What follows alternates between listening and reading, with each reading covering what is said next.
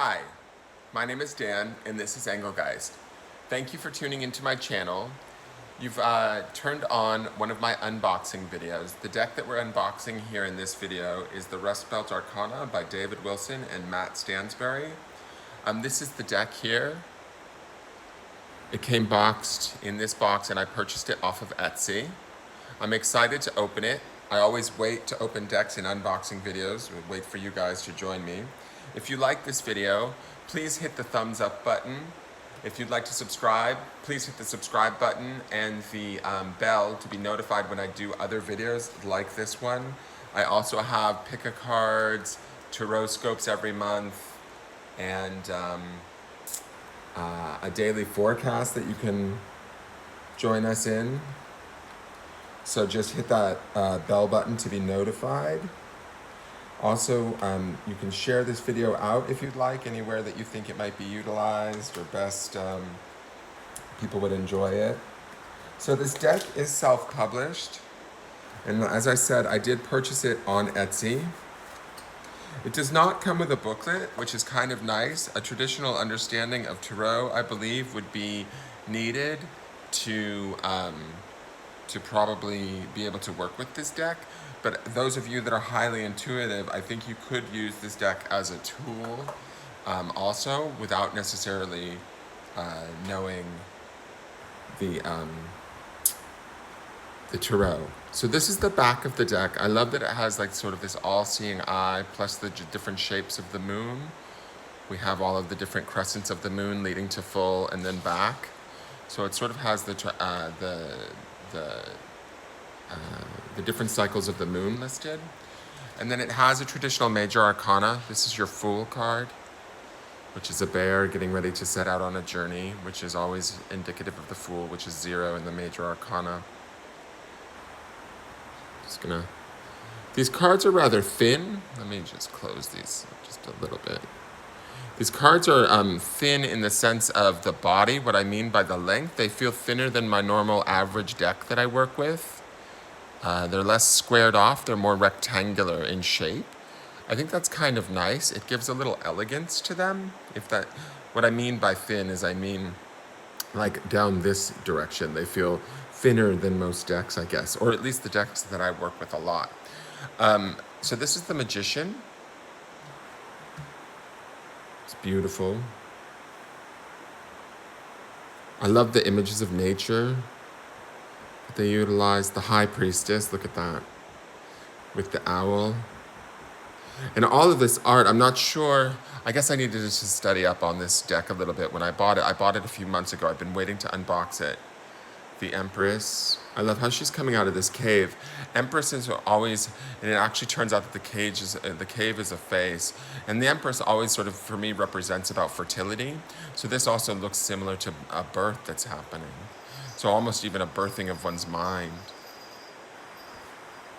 Just gonna have them share. The Emperor. The art is just like extravagant. The Hierophant. Let's hear it for, what's that TV show with the duck hunters? It reminds me of that. But it's a great image of the Hierophant. And he's throwing a peace symbol, which is cool. And he's got his two brothers like, ha, my name is Larry, and this is my brother Daryl, and this is my other brother Daryl. But I love it. It's beautiful. The Lovers. These cranes. Wow. I know that the story behind this, the Chariot, which is the dragonfly, a symbol for spirit, but fast moving.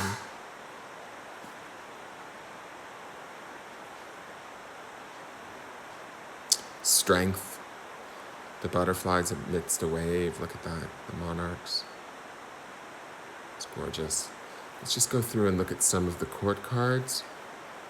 Pardon me. These are very cool. The art is very, very beautiful. But I think that for those of you that would be new with this deck, I think knowing traditional tarot meanings would help one with what these cards represent. Like here's your Ace of Cups, right? And underneath it, it says healing as a small word, which I think is lovely. And then it has the name of the actual flower that's drawn. It is a hibiscus mosquetos. And so it has a small cup there with the singular cup to letting you know that it's the Ace of Cups. I really like it. It's very refined art. The art to me feels very refined and beautiful. You have here like the Two of Cups, and see there's two cups down in the bottom. Relationship, also indicative of a flower, the Monarda fistulosa.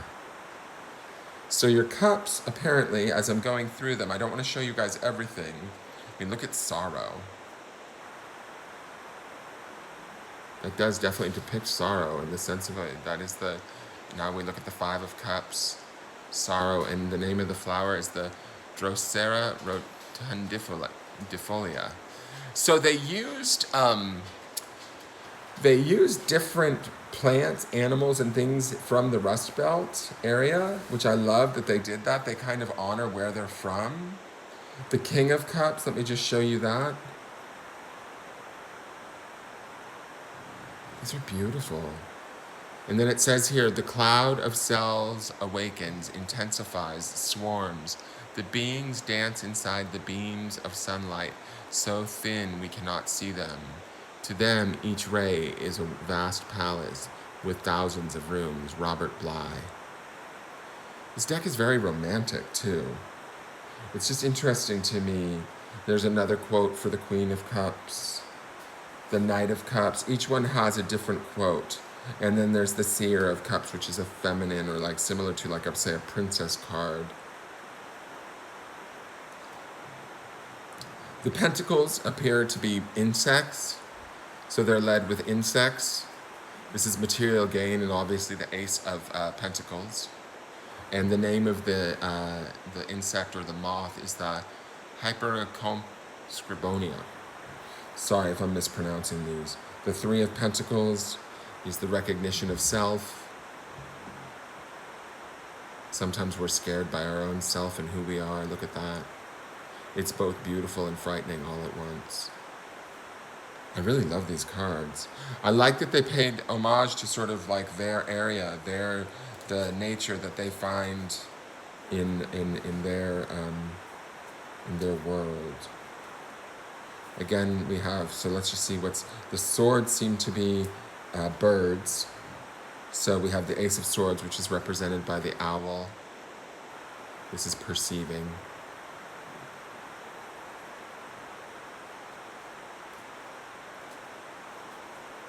These are really, really beautiful, beautiful cards. Look at this.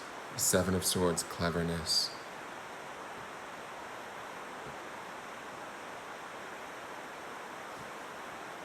Wow. And again, like I said, all of the swords, or all of the kings, the court cards have these quotes by different people. Rachel Carson, Barry Lopez, Derek Jensen, Maggie Anderson. I'm not sure who these people are, unfortunately. I guess I'm not that well read, but they would be worth looking up. I think that there would be something very interesting about finding out who these people may or may not be. The Ace of Wands. Now, it looks like wands are all about the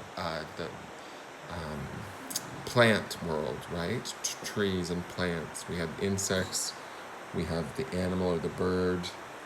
Now we've got the trees.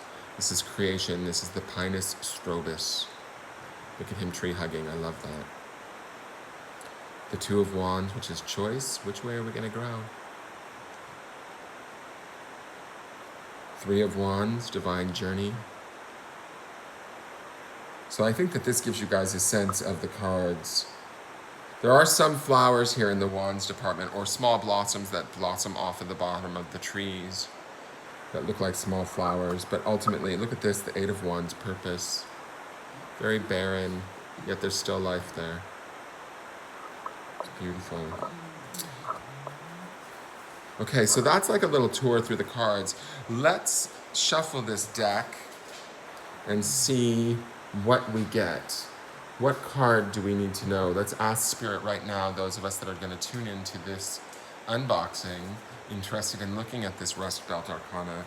What do we need to know? What is a bit of spiritual advice that can come from this deck, from Spirit through this deck, to us at this moment, for not only us, but all of those that are watching at any given time. Let me see.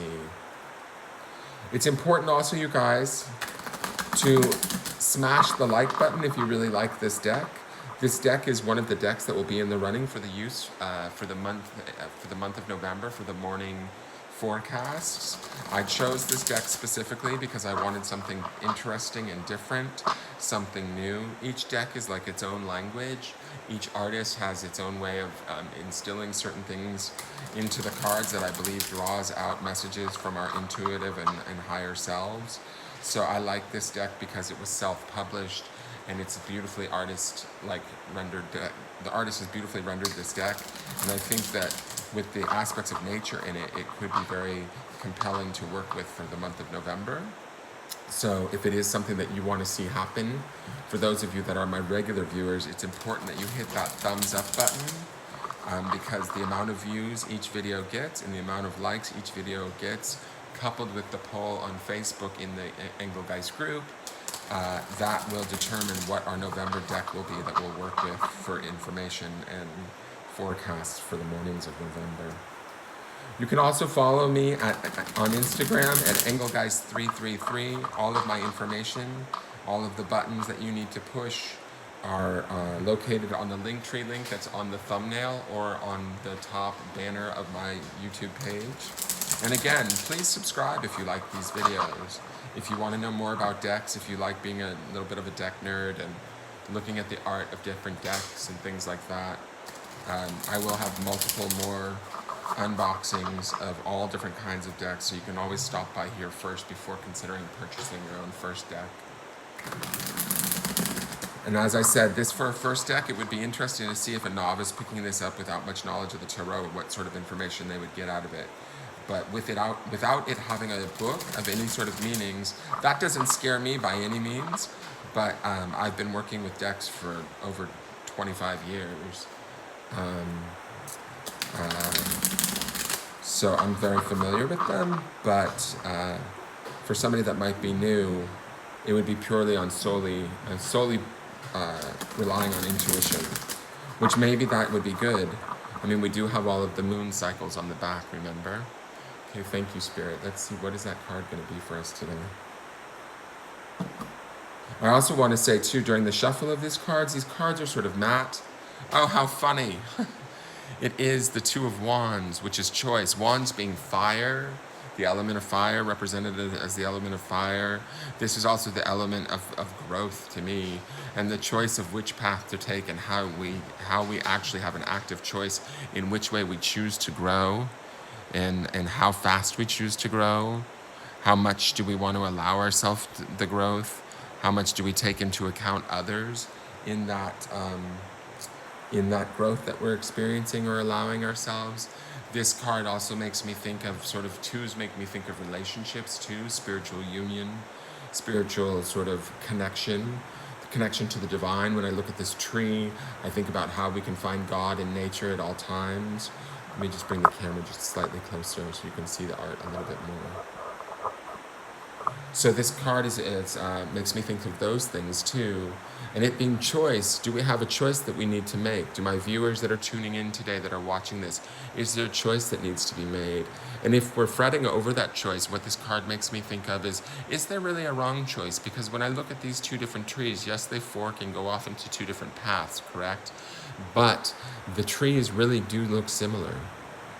So it's almost as if they both end up in the same place. The paths may be different, or the trees may be separate and feel as though they're different or separate, but it kind of gets us into the same sort of destination, just maybe through a different route. That would be another meaning that I would take from this art and the possibility of a reading. That would all factor into where this card fell into a spread and what the question the seeker was asking. But this is just a beautiful card, and for those of you out there that are watching this that maybe have a choice to make or have been mulling over a choice, I think that the message to you would be that you are in charge. You get to choose the path, how fast or how slow you move along it, and just trust that no matter which choice you choose, right, which path or which tree you choose to grow like, they may actually be more similar than they are different, and they may lead you all the way ultimately to the same end, which, sometimes we fear that. We fear like making a choice or making a commitment to one thing because we're afraid we're going to miss something else. You know, all those kids with that FOMO nowadays, you know, fear of missing out. But this card says to me that rest assured you don't necessarily have to miss out, that the journey might very much be similar and the same. Okay? So I hope you enjoyed that little mini reading from this deck. Again, this is the Rust Belt Arcana deck from Etsy by David Wilson and Matt Stansberry. I will put an Etsy link in the description once I upload this to YouTube, and I thank you for tuning in. I hope you enjoyed this unboxing. Please let me know if there's decks that you would like to see unboxed. I also have an Amazon wish list on my business page. If there's a deck that's listed on there that you'd be interested in seeing, feel free to go buy, purchase it on Amazon. They'll send it directly to me. I will unbox it. It may get used in future forecasts.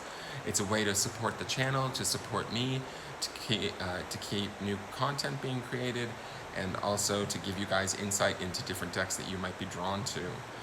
Any questions about the tarot too? If you guys have any questions about how I work with the cards or how I learned to work with the cards, feel free to ask those in the comments too, and I'd be happy to answer them. I look forward to seeing you at the next video. And again, just make the choice and grow in beauty. All right, have a good day. Bye-bye.